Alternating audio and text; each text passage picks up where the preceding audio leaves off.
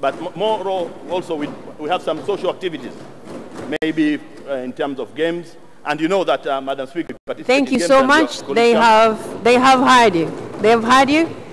And I'm not seeing any member raising up. Where? I don't see any hand. Okay, Honorable Abdallah Mwinyi. Second termer, I didn't want to leave him. Let him leave before he can answer a few questions. Dr. Makam, could you please explain to this August Assembly, what would you say are the fundamental challenges that you have faced during your first term of office, and what needs to be done to ensure that those challenges are alleviated? I thank you. Thank you very much, Honorable. Wait a second. You have to be called before you start speaking. Dr. Makame, please respond to the question. Thank you very much, Madam Speaker. This is a question asked to me by a member emeritus of the East African Legislative Assembly. He served for 10 years there. And it's a very good question, I would say, because in life, you don't live without challenges. So we have some challenges. And specifically, we had some challenges with regards to the integration of ESC. And we are looking at that would enable the participation and the functioning of the private sector. That is a general issue, because we are seeing the challenges in business, much as the business people are doing business, but there are issues of non-tariff barriers. That's a general issue in the ESC. But in terms of us, also, Madam Speaker, with our we need closer links with the National Assembly. I'm not saying that we don't have, but we'd like to improve the links with the National Assembly so that we have greater cooperation and report more frequently. That's, I think. Thank you so much. And the members, I think they have understood you. 30 seconds to wind up. Thank you very much, Madam Speaker. Now, having said what I have said, the only thing which is remaining is to request your August House through you, Madam Speaker, but the vote of the Right Honorable Prime Minister and my former Minister of Foreign, Honorable Dr. Ndubaru, and all members, you know, because he groomed us while we were in the ESC. Thank you, Madam Speaker. Thank you. Thank you so much. You may now take. Thank you so much.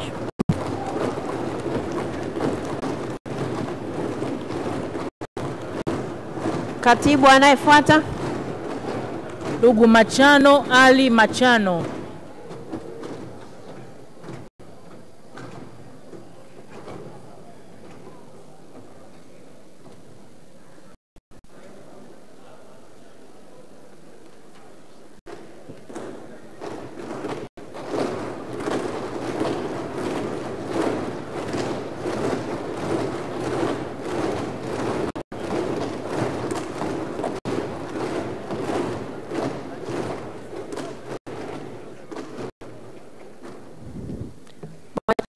Ali Machano, before you are the voters, and in the event they are convinced with what you're going to say, they'll vote for you. So you're given 3 minutes to prove yourself to the members why they should vote for you. Please. Thank you very much, Honorable Speaker,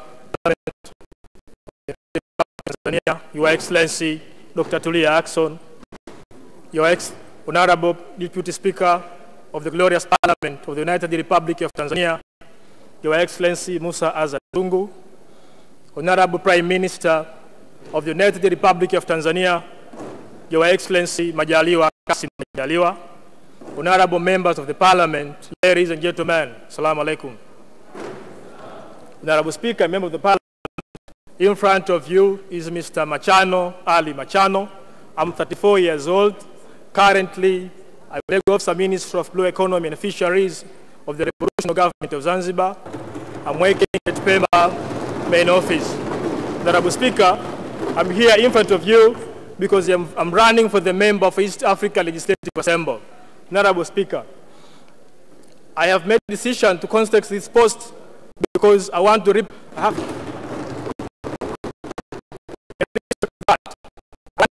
out various opportunities available in our country to the other East African member states.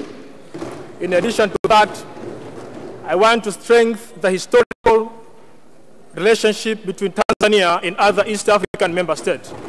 Honorable Speaker and members of the Parliament, I know the respect and position of our country in East Africa, Africa, and the world at large.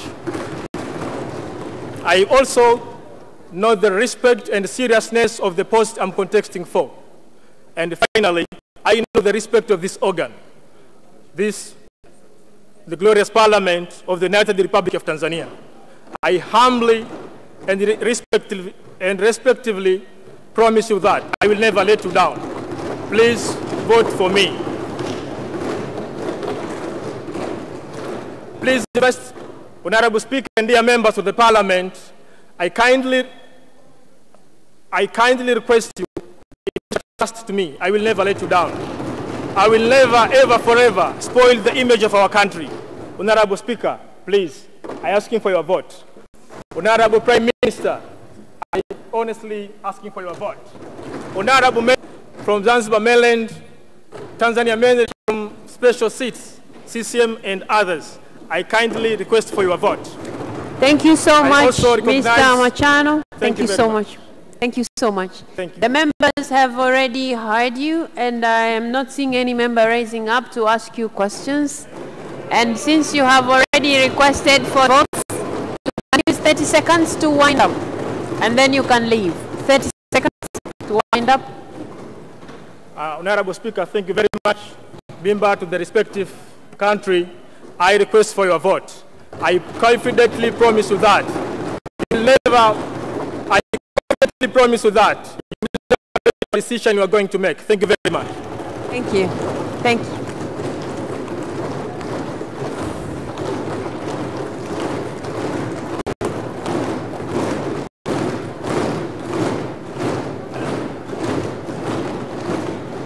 Katibu anayefuata. Ndugu Anderson Ndambo.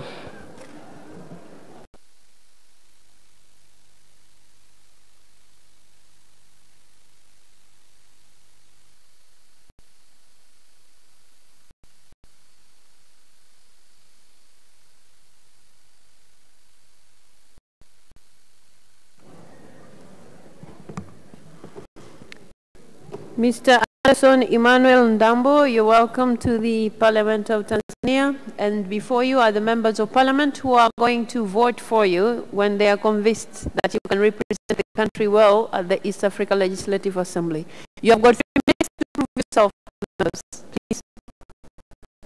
Thank you, Honorable Madam Speaker. Thank you, Honorable Prime Minister. And thank you, Honorable members of this Parliament. Ladies and gentlemen, good morning. First of all, I would love to express my deep, sincere gratitude for me being part of this election process. As for me, this reflects the ideas of youth empowerment, deepening and widening democracy values in this country. Honorable members, tracing back the history of East African communities since 1948 until 2000, when the current East African community was re-established, through its falls and rise, there is one great lesson we got, that economy was the major primary reason for the establishment of East African community, and probably most in the rest of the regional integration. And this is because, members, most countries, especially in Africa, have been struggling to overcome the challenges of small market, lack of technology, scarcity of resources, and probably in the modern world, the new trend of international aid, which prefer mostly the regional development project instead of individual state development projects. Meanwhile, members, East African population has been projected by International Monetary Organization to reach 592 million of people by 2050. That means 25% of the entire African population will be dwelling in East Africa. On the ground, AEC members are struggling while facing the high increased rate of unemployment, which mostly affecting the young people who are projected to reach it to 70% by 2025. The above analysis suggests something very concisely that if we keep and continue thinking as individual states rather than a regional bloc on addressing issues affecting our people, then we should be prepared for the wars to come. Honorable members, we have issues in politics. Political intra-conflict between member states. Likely, Uganda versus Rwanda, Rwanda versus DRC Congo. We have a very huge gap of democracy standard values in East African members that affect the unification and jeopardizing the dream of East African Federation. And that affect the performance and implementation of protocols on place we have currently in pushing trade cooperation between members. Honorable members, I understand that. I have interest to be part. Thank you so much. Thank you, sir. Thank you. The members of parliament have heard you, and I'm not seeing anybody raising to ask you questions. Oh, there is a question just behind you. Honorable Nusrat Haj. Thank you, Madam Speaker. Mr. Henderson, I remember back in high school when you were the Speaker of the student student government. What are you telling your fellow youth when you become a member of East African Legislative Assembly? How are they going to benefit from you as a young person being a member of East African Legislative Assembly? Thank you. Okay, you got 1 minute to respond to the question. Thank you, Madam Nusrat Hanje, for the very great question. I understand the statistics shows the population of East Africa, the more we go, youth are constituting to 70% of the entire population. It means, it also, I believe, this is a very huge platform that will give me a chance to explore and to push the agenda that affect the development of youth agendas that will affect in a different aspect, economically, and thank you. Thank you so much.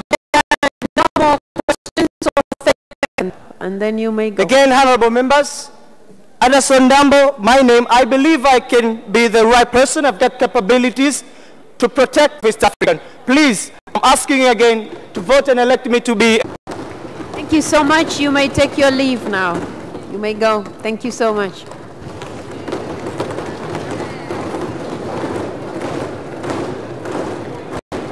Katibu anayefuata. Ndugu Husna Mohamed Abdalla. Husna Mohamed Abdalla.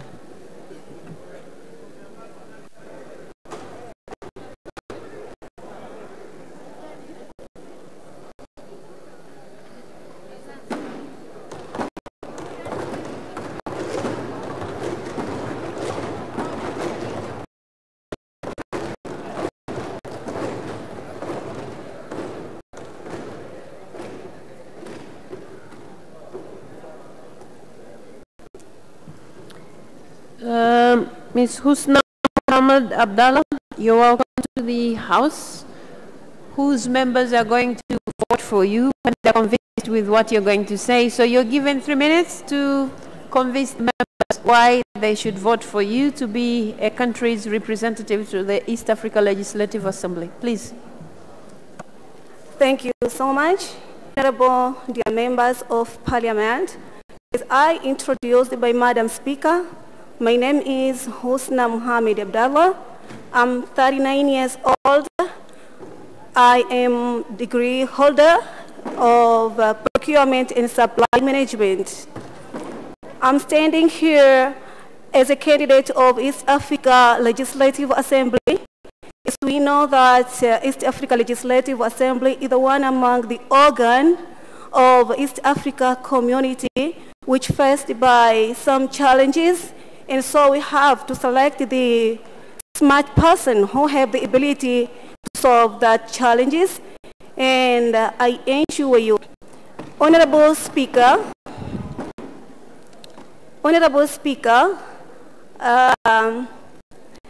because of the time, I want to explain more about these challenges because I have the great idea that I'm going to establish when you give me the chance to be a member of East Africa Legislative Assembly member. It's about free market.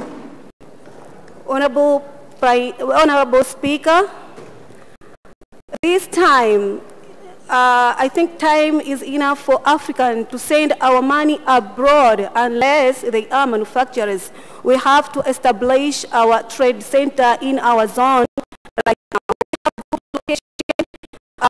Unlike West Africa, East Africa can receive directly from manufacturers. So we have good location, we have the port, we have the opportunity to control the business within all Central Africa countries and East Africa countries and almost of the countries among a whole Africa continent.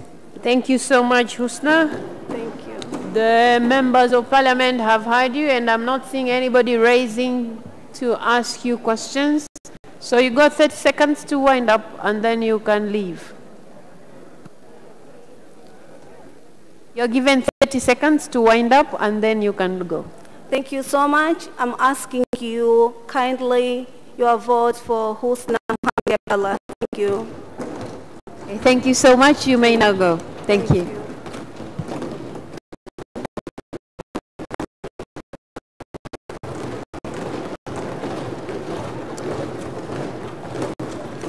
Katibu anayefuata. Engineer Mohammed.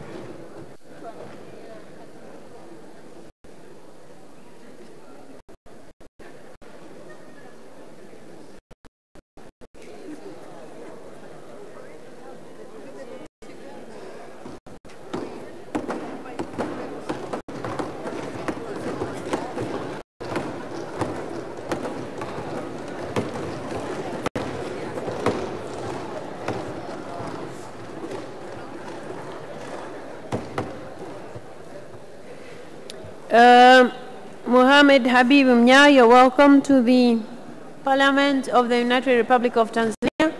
And before you are the voters, so if they're convinced, they'll vote for you. So you're given 3 minutes to convince them why they should vote for you. Please. Right Honorable Madam Speaker, Right Honorable Prime Minister, honorable members of this august house, ladies and gentlemen, good morning. My name is Engineer Mnya. At the moment, I'm a member of Yala 4, is completing my tenure by 17th December this year. I stand before here humbly to ask for your vote.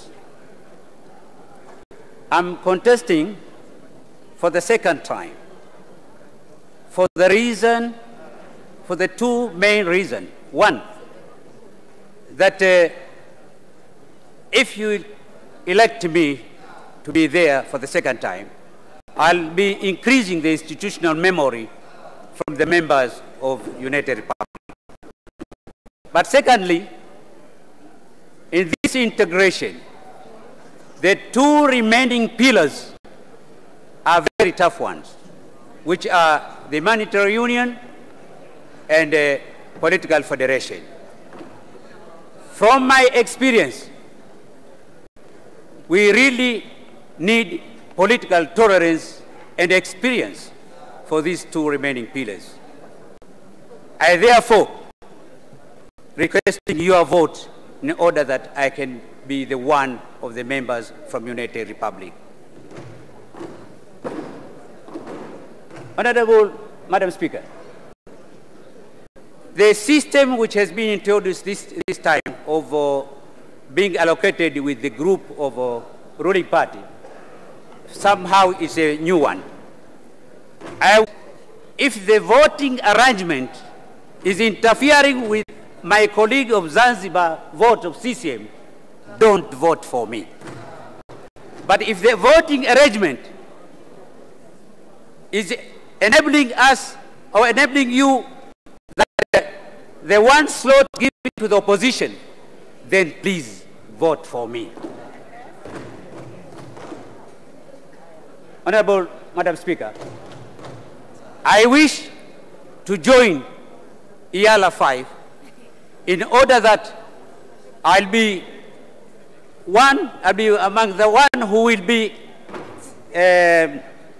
be helping the United Republic, because really, in order to save the treaty. Thank you so much. And I'm not seeing any member of parliament raising up to ask questions. Okay, there's one. Two questions. So we will start with Professor Sospita Mhongo. Good morning, candidate Mnya. You are one of the senior members of parliament in the community.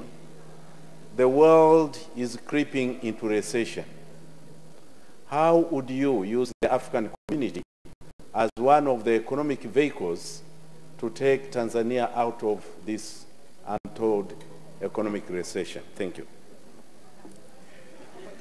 Thank you very much, Honorable. Wait a second. You wait until you're called. That's when you start responding. So, Mnya, please respond to the question. Thank you. If I understood very well your question, that in IALA, there is this EPA, we have this tripartite whereby all economic issues are under special discussion in cooperation with all members of partner states. So what we will agree, that will be for the benefit of Tanzania. At the moment, only Rwanda and Kenya have signed. But still, there are some problems in order that we can sign, all of us, all partner states, and then that we can benefit from EU. Thank you so much. Second question from Honorable Emmanuel Mwakasaka. Thank you, Madam Speaker, for giving me this opportunity to ask Honorable Engineer Mohamed Mnya. One of the key elements to convince someone to vote for you is public relations. In this aspect, since you have been elected last time, can you convince any of these public relations how you have achieved in your work, convincing us so that we can give you another chance to present us in EAR? Okay, Mnya, you're given a chance to respond. 1 minute. Yeah, if I understood him very well, the public relations is one of the issues as members of IALA, but also under collaboration of our foreign affairs. So we normally do things in a teamwork. So it's the whole teamwork of Tanzania. If there is something which needs to be done, we normally convince each other, we discuss together, and then we go for what we have agreed upon. Thank you so much. That was the... There's another question from Honorable Joseph Kasheku Msukuma.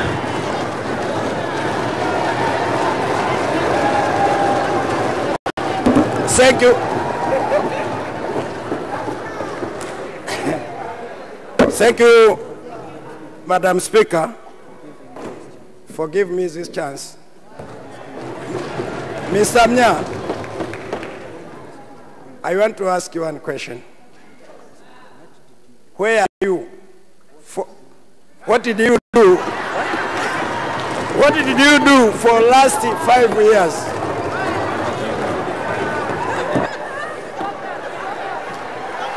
Yeah, I think you have heard his question.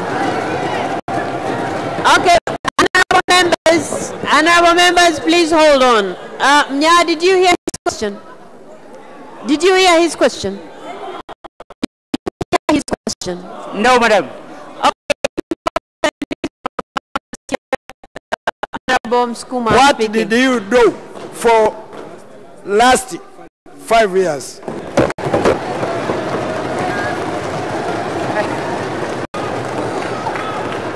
Okay, so okay, I'll help you. I'll help you. He's asking, what did you do for the past 5 years? That's his question.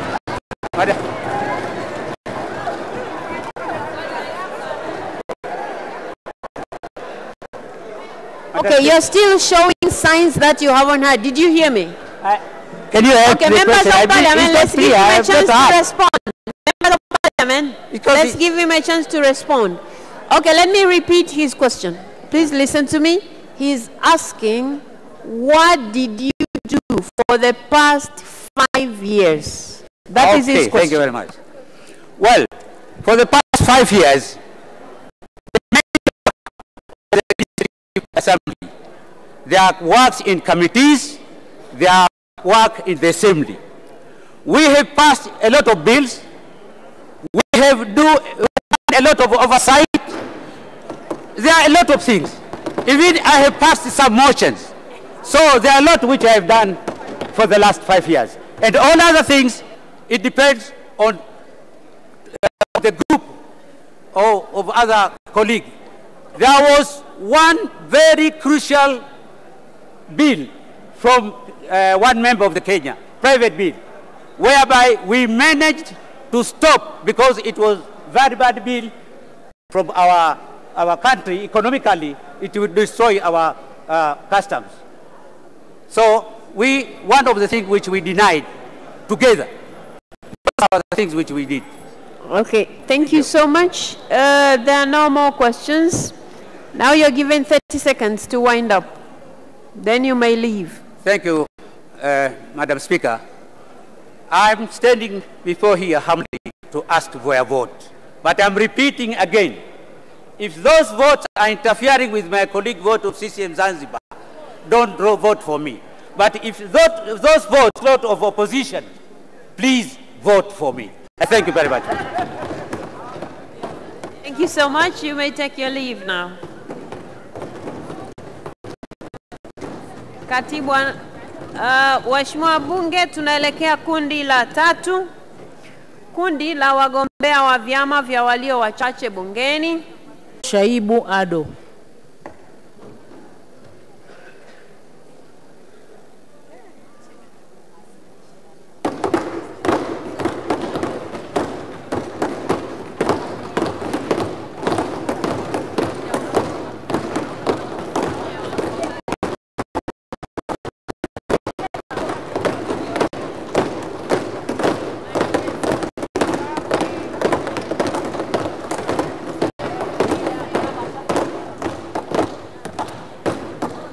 Mr. Ado Shaibu Ado, you're welcome to the Parliament of Tanzania, and before you are the members of Parliament who you are standing there to convince them so that they vote for you to represent the country to the East Africa Legislative Assembly. And in that respect, you're given 3 minutes to do just that. Please. Honorable Speaker and honorable members of the Parliament, I salute you in the name and the spirit of the United Republic of Tanzania. And you know what to respond. As introduced, my name is Ado Shaibu Ado. I am humbly standing before you, honorable members, to kindly request for your votes so that I can represent in the East African Legislative Assembly.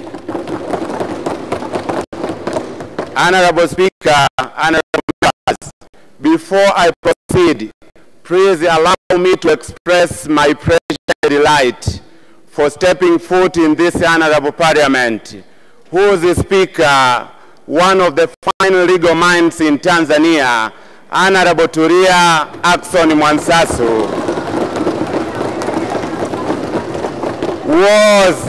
she was one of my lecturers at the University of Dar es Salaam a decade ago, where I graduated with a Bachelor of Laws. While at the University of Dar es Salaam, I remember Professor Paramagamba Kabudi, Aston Kennedy, who is serving us at the United Nations, taught us a new course called the East African Community Law. Its main objective was to prepare Tanzanian lawyers like myself to serve competently in the organs of the East African community, such as the East African Legislative Assembly, the East African Court of Justice, and the Secretariat. It therefore follows Ado Shaibu is academically prepared to serve for the role. Apart from him, and I'm very happy that Dr. Bashiru Ali Kakulwa is also a member to this house. He can testify that we worked together, we volunteered together. A decade ago, we volunteered together at the Mwalimu Nyerere Professorial Chair in Pan-African Studies. And we proudly sang, Afrika Moja, Afrika Huru.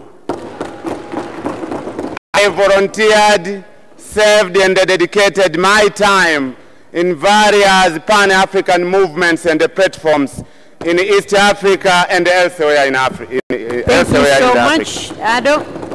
My promise, if elected, is twofold. One, I promise that I will protect and defend the interests of Tanzania. Ado Shaibu, the speaker is calling you. Wait a second. Thank you. The members have heard you. Now they'll have a chance to ask you questions if they have any. And I'm seeing 3 members who have just rose up. So I'll start with Constantine John Kanyasu. Thank you, Madam Speaker.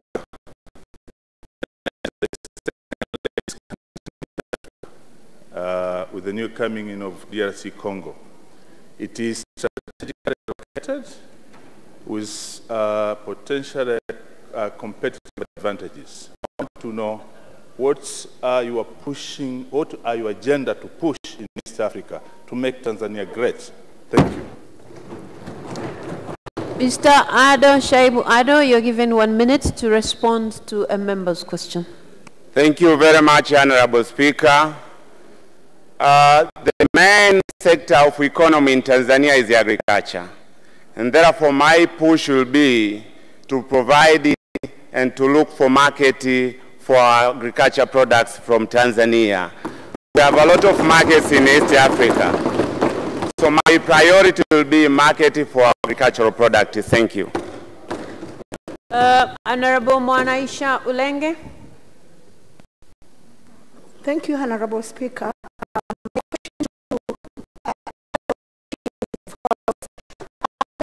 The institutional framework of EAC is not in line with our national one. Do you agree with that? And if it is yes, as a member of IALA, how are you coming to make sure Tanzania will harmonize at the same time we benefit with that? Mr. Ado Shaibu, did you understand his question? I've not heard her well. Please mute yourself.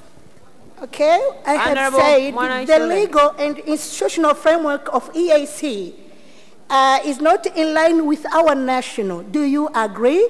And if it is yes, as a member of IALA, how are you going to make sure Tanzania will harmonize and at the same time we benefit? Thank you.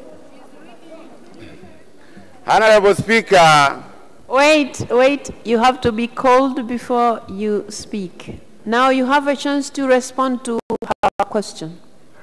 Honorable Speaker, as said before, in East African laws, The East African community operates under international law. It has its legal framework and administrative framework. Legally, we have the treaty and we have protocols. Administratively, we have organs. We have organs in the East African community.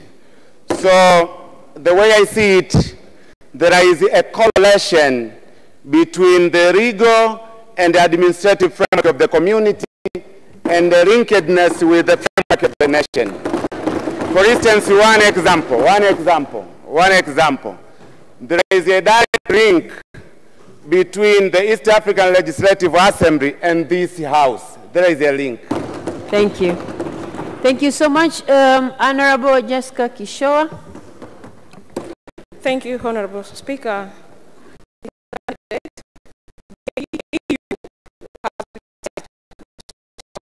Uganda-Tanzania pipeline project.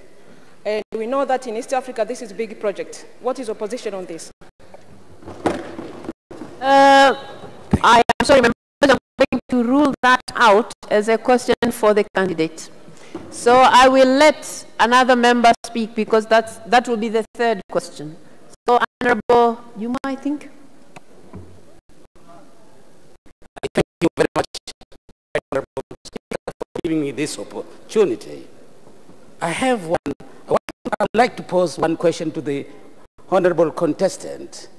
At times there occur contradictions between the jurisdictions of the member states and the ambience of the law establishing East African Legislative Assembly.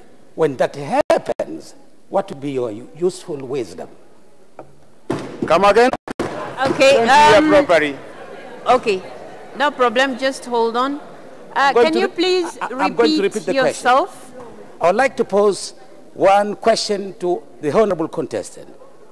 Honorable Speaker, at times there occur contradictions between the jurisdictions of the member states and the ambience of the East African Legislative Assembly law. When that happens, and as a seasoned lawyer, what is your wisdom? What is your wisdom?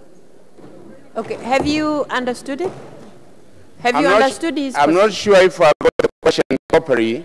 Okay, wait a second. Since you said I was your teacher, I'm going to explain what he's asking. Yes. He's asking when there are contradictions, and I think because we are used to teaching by examples, if there are contradictions between what this House wants and what the East Africa Legislative Assembly wants, in your wisdom, what are you going to do? Tanzania is a sovereign state. When the interest here, that will be my wisdom.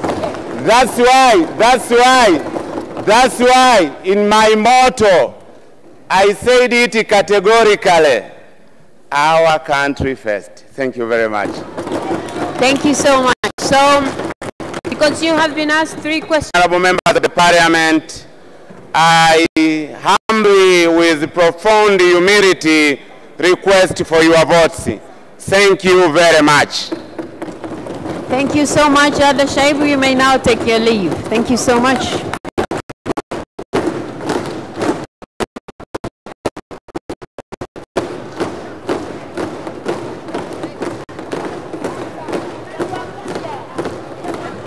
Katibu anayefuata. Jafar Saidi Mneke. Anayefuata ni ndugu Jafar Saidi Mneke.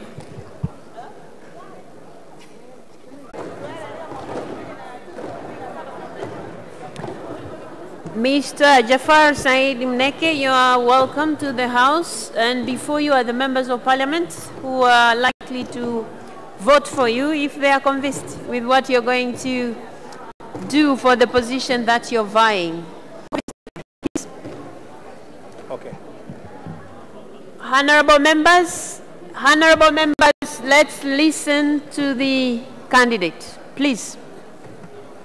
Honorable Speaker, Dr. Tulia Ackson, the Honorable Prime Minister Kassim Majaliwa, the Honorable Members of Parliament,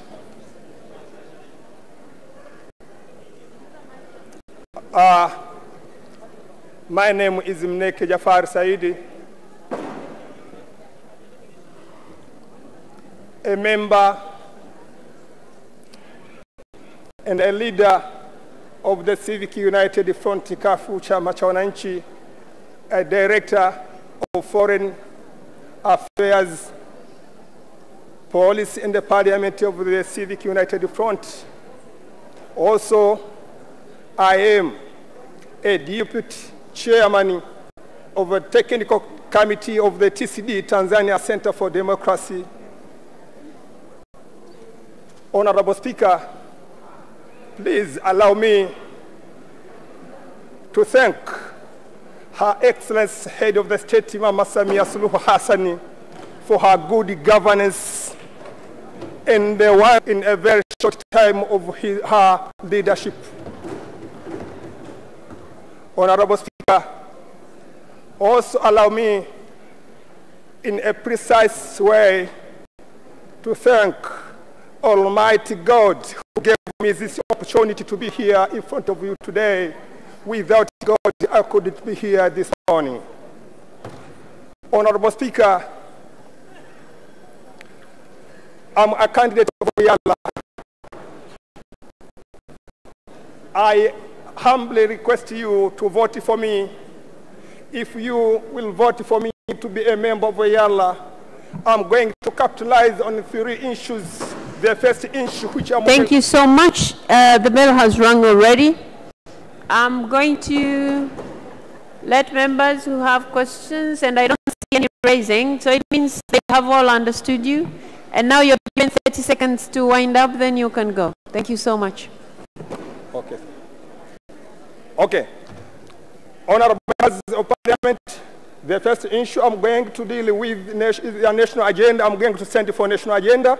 The second one, I'm going to stand for cooperation, economic cooperation in the political among the partner states. And the third issue, I'm going to stand for gender mainstreaming. I need to see women participating, and we have an example here. Madam Tulia Ackson, Speaker of the Parliament, is leading well the Parliament, leading our country well. So women can, you can afford and read in a very good manner. Thank you so much, Mr. Jafar Said Mneke. Thank you so much. You may now take your leave. Okay, thanks. Thank you.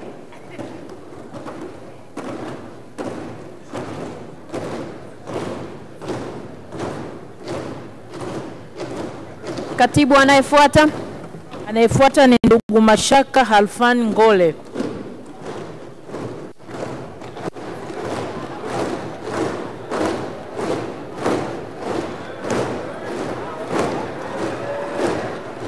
Mheshimiwa Mkumba, unamchanganya mgombea.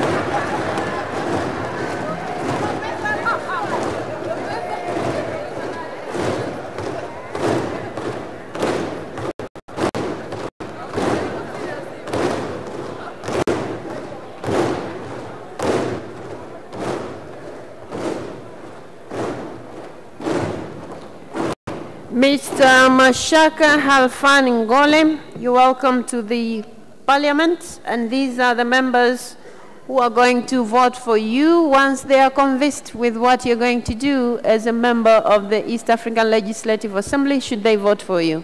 So you're given 3 minutes to convince the House why they should vote for you. Please. Thank you, Honorable Speaker.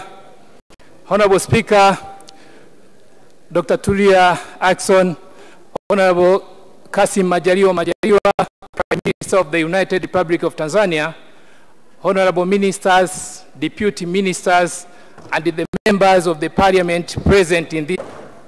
Honorable members of the Parliament, my name is Mashaka Ngole, a holder of a master's degree in business administration from Mzumbe University, a holder of a first degree of and the holder of a practice from the Law School of Tanzania. Honorable members of the Parliament, I am also an advocate of the High Court and the courts below there too, and I've been practicing law for almost 10 years now. And therefore, I am conversant with the lawmaking process, which is a primary obligation of the East African Legislative Assembly. Honorable members of the Parliament, I am standing here before this House contesting for the post of a member of East Africa Legislative Assembly, I believe to be a competent and a qualified person for that post. Members of the Parliament, I pledge with my commitment that once I am elected a member of the Parliament, I will stand and defend the interests of our country